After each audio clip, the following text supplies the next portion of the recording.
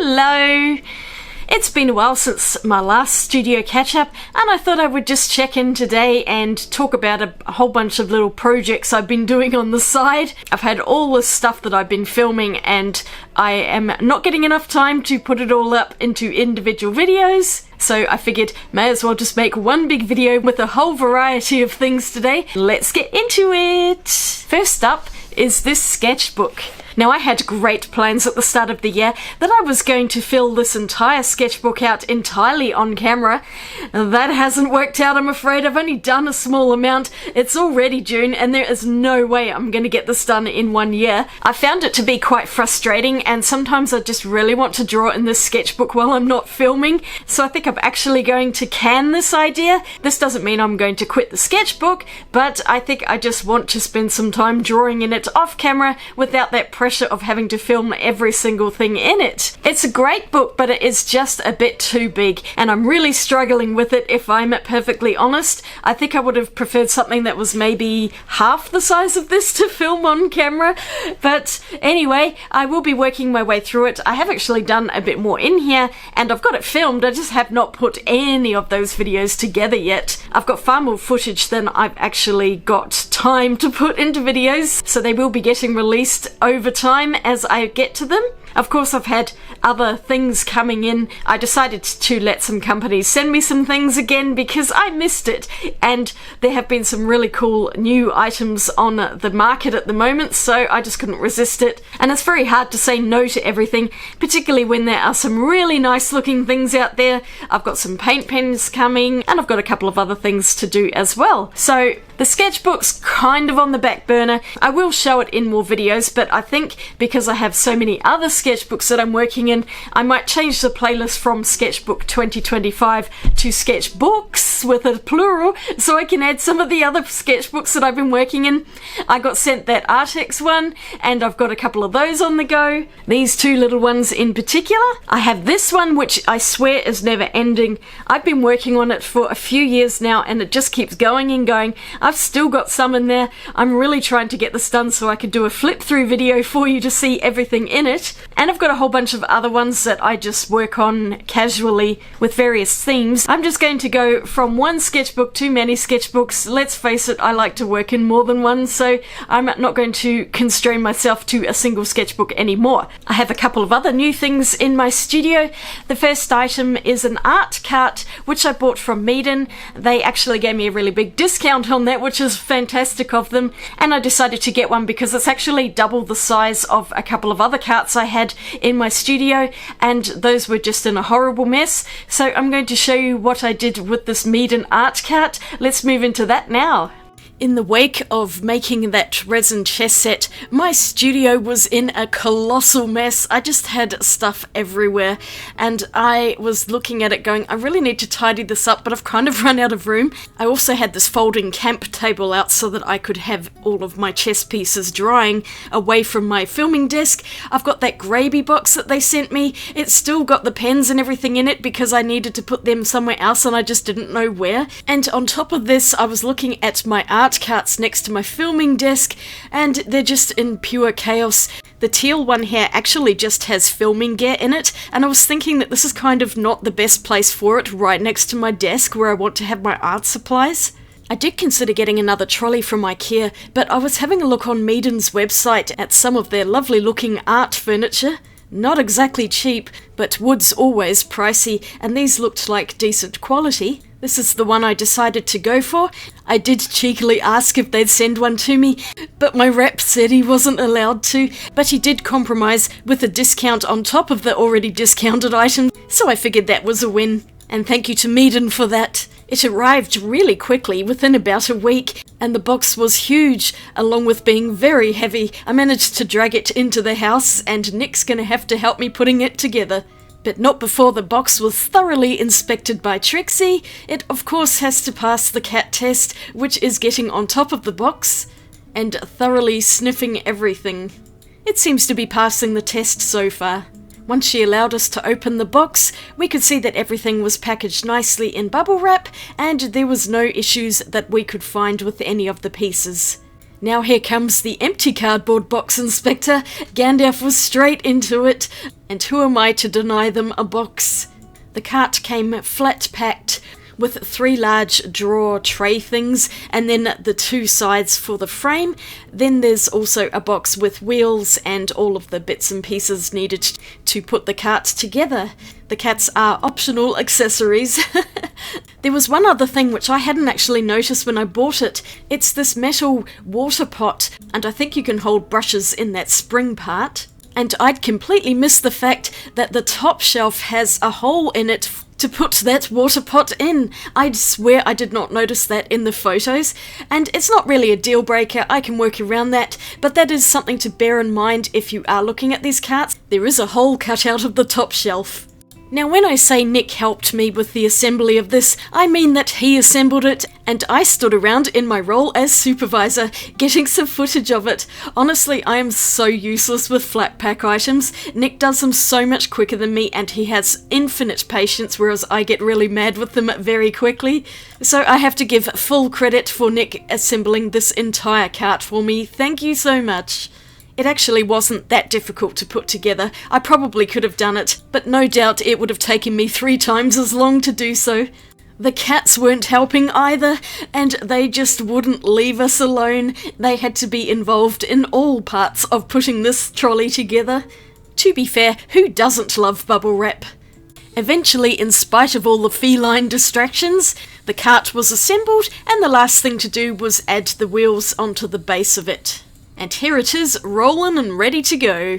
The middle shelf has an odd wood pattern on it, but I guess that makes it quite unique. And you can see on the top shelf, it also has notches in it, and these are for paintbrushes, plus this hole to add in this water pot. I think that's really nice, although now I would say that this cart's actually meant to be used to put all of your paints on and wheel it around the studio with an easel. Not quite what I'm using it for, but I think it's turned out really nice, and I like the look of it. And the best part is, it fits really well in my studio, taking the place of both of those carts. Now of course I had to do some tidying up before I could get this into place because I had that little table still out and resin supplies everywhere. I needed to put some stuff away before I did anything else. I mean, look at the state of this place. I had cardboard boxes that needed to go in the recycling bin, and this blue art cart here was in a dreadful mess. I had just piled things on top of other things, and I really needed to sort it out so badly. All of my brush wallets were just everywhere, and I had some items which needed to go away. Here are all the sketchbooks I'm working in, and they need a new home desperately. Sorry, Trixie, I'm going to have to get rid of some of your cardboard boxes. Once I'd cleared away that folding table, I now had room to put those carts over there and bring this cart back into here.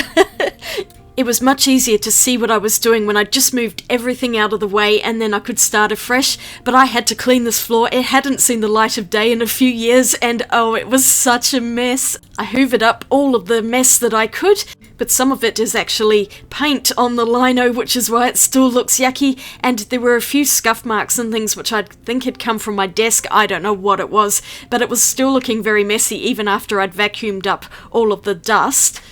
So I figured I was probably going to have to get some cleaner out as well. I also discovered some new painty paw prints. I have no idea how long they've been there, but those weren't coming off anytime soon. That is acrylic paint. I scrubbed off as much mess as I could from the floor around my filming desk, but some of it is on there permanently, and at least it's lino and not carpet. Once the floor was as clean as I could make it, it was time to bring the new art cart in, and I was trying to decide which direction to have it. In the end, I've put that hole at the far end of my desk, and that's because it's not going to be near me anyway. Even if I have it the other way around, it's going to be on the opposite side of the desk, if that makes any sense. So I decided I'm just not really going to use it for that purpose. The other thing which isn't really going to work are these brush holders. I decided I really wanted to keep this as a storage unit, and after a lot of dithering, I finally had it in a position that I liked, and it fits beside my desk absolutely perfectly. I'm so happy about that. And here's what it looks like from where I'm sitting at my desk. I think it's a beautiful piece of furniture. I was wondering about this pot. Should I keep it in the hole or keep it somewhere else? But what I really needed to figure out was how I was going to get all of this stuff over onto my new cart. because I definitely needed a better layout. I started with these two caddies, which fit perfectly on the top shelf. And the other excellent thing is that my filming bracket fits on the side of the cart, because it won't go on the side of my actual desk. The desk is too wide on that side, but the cart was just the right size for that clamp, and I do have to keep it a little bit out from the desk, which is kind of annoying, but at least it works and I'll live with it for now. I probably should actually upgrade my desk too, but that's a future worry. For now, I was just pulling things out of this caddy, and I found this eraser. I'd lost it for about 2 years. It was hiding in this caddy the entire time. How annoying is that? And you could just see how grubby these caddies are. I really just needed to pull everything out and clean everything up. The white one has scuff marks from the scissors that I've kept in there, but otherwise they cleaned up quite well, and they're ready to fill up again. And after time spent off camera, here's what my new art cart looks like. There's still actually quite a bit of room on it. I didn't completely fill it, but that's because I have some other things which I will probably put in there eventually. I just needed extra time to think about it. I did move that water pot out of the hole, and I've just got my larger water pot sitting over the hole, so it's really not that big of a deal. It's just a shelf now. I moved all of my water containers to this cart. I have some silicone mats, paintbrushes, pencil sharpeners, and I'm keeping my Matisse Subscription boxes here so that I can find them at the end of the year. I've already lost the first one and I can't find it anywhere. I have about 6 months to find that before I need to use them all together.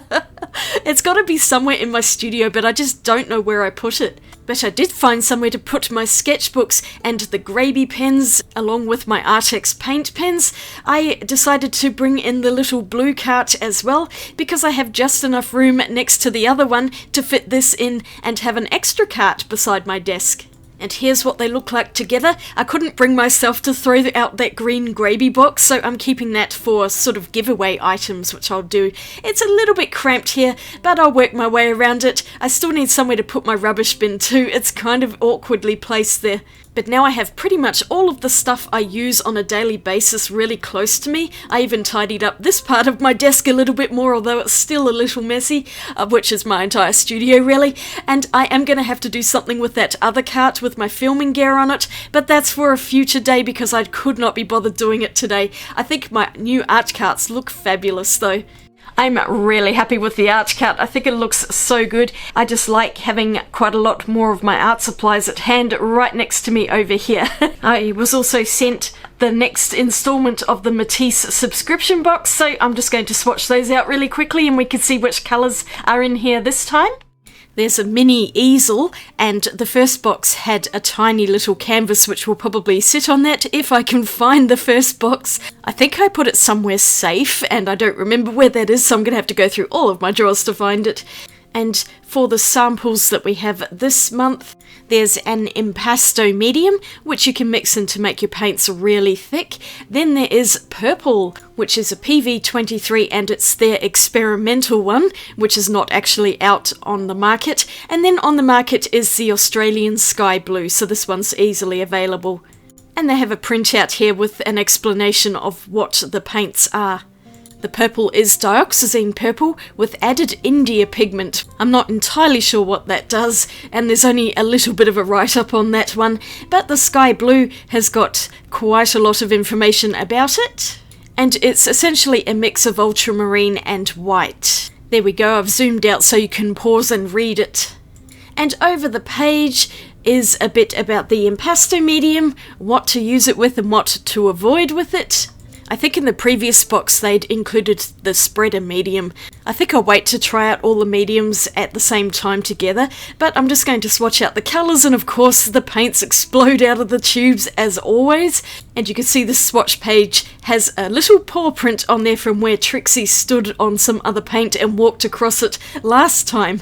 But this purple is very intense, and I did use a bit of water to dilute it down so you could see the purple colour, as the full mass tone looks quite black. And I'm just painting a diluted swatch above as well. And then we have the Australian sky blue, which is the PW6 and PB29 mixture, and very carefully trying to get that out without it exploding, but no such luck, although it wasn't as much paint as the purple. This one is so pretty. It's incredibly opaque, and it's a lovely colour. I really like that they're including the Australian colours, because they tend to be the ones I will go for anyway. I was just writing down what was in this, and then adding a note to say that Mayan Violet wasn't in a subscription box, it was just an extra free sample I had. So these two colours are really pretty together, and I'm building up quite a collection here. There's some nice variety in there. I've got quite a lot of blues and greens now, and that purple, and then I've got the salmon gum and lemon yellow. Taking that one out, this is the colour palette so far, and there are 3 more boxes that will arrive this year. I'm slowly building up that little collection of colours, and I will do a full video probably at the end of the year once I've got everything so we can see everything together. Now, the last thing that I have a fish tank behind me, and it is now a terrarium, because I didn't actually have anything in the tank for quite a long time.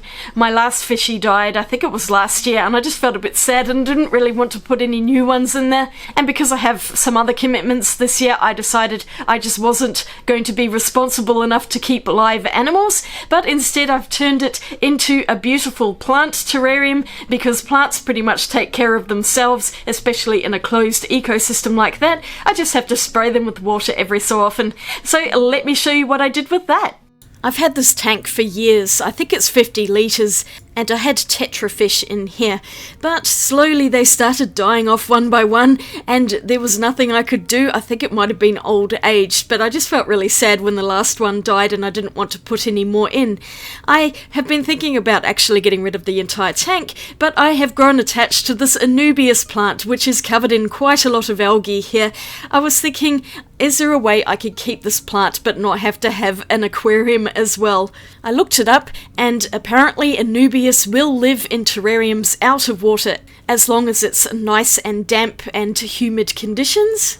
I'm a bit silly though. I've ended up doing this entire project right in the middle of winter, which is just not the best time. I should have done it in the warmer months, but it only occurred to me now that I could turn this into a terrarium, and of course I had to do this immediately. So the first thing I needed to do was remove the Anubias plant, and it's sitting on that piece of driftwood, which I'll include in the terrarium. I had another piece as well, which I bought from a shop, and there was a pile of algae here which I thought I might try and rescue and put in the terrarium as well. I'm not too sure if this is going to survive. There were actually a few tiny snails in the tank, and I couldn't bear for those to die, so we took them down to our local reptile and aquarium shop, and they actually took them, which was fantastic. And now I need to get rid of all of this filtration system, which is looking very grubby, and I'll be keeping the light at the top there. That came out easily, but getting all of this water out of the tank was going to be the biggest job, because I want to keep the gravel as well for my terrarium. The tank, of course, was far too heavy to lift and not very safe to do so, so I had to bail the water out by hand using a couple of little plastic jugs which I keep for this purpose. You can see how filthy that water is, and that's just from all of the detritus that's been sitting in the gravel for so long, and once I mixed it up, it all came out. I wanted to keep just a little bit in the gravel to have some nutrients, but at the same time it is pretty smelly, so I just decided to get rid of as much of this grubby water as possible and flush through a bit of clean water as well to take out most of the smelly algae and dirt and to start anew. So the gravel was looking pretty good by the end, and terrariums do need a rock layer for drainage. I then cut up a piece of fiberglass fly screen to put in over the top of the gravel so the soil will sit on top and not mix in with the stones. Next up, I added a layer of sphagnum moss which I'd dampened with water. And yes, I have put a few terrariums together, which is why I kind of knew what I was doing here. The moss helps keep the terrarium damp, and we're just sprinkling in some little charcoal pellets here, which apparently helps to keep mould at bay. I think it's debatable as to whether you need the charcoal, but since I had an open bag of it, I figured I might as well add some in. I thought I'd start the tank off with some premium potting mix that I bought. I really hope this stuff is going to be good. But it says for indoor plants, and I'm assuming it's for terrariums as well. It's a mix of coir, sphagnum moss, and soil. I put the whole bag in, but it ended up being just a bit too much. So I did put some back in the bag, and I can always add it later if I need it. This was really awkward because I'm on tiptoes here doing this. I didn't want to have to try and move the tank, I just wanted to plant it and keep it where it was. I put my new piece of driftwood in, and Nick was helping me here because he's a bit taller and could reach it better. I'm going to put the Anubias in first because that's kind of the feature plant. It's really large, and this is the one that I really wanted to keep.